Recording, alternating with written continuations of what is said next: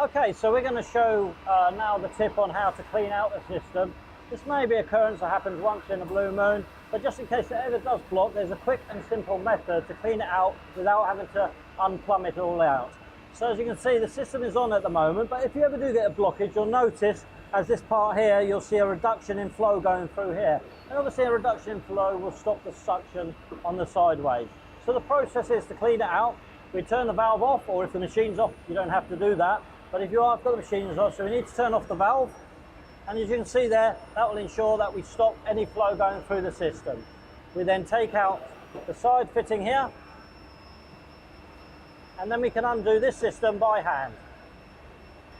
Now the important bit to remember here is, when you undo this, now this system is showed it being installed in this position, but you might have a unit that's installed that way.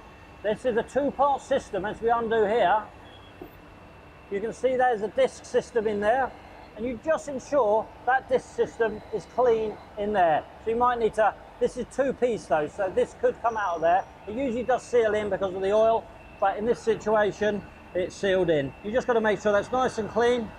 There's a washer up that end as well. So if that's nice and clean, we'll give it a blowout, and then we can do it back up.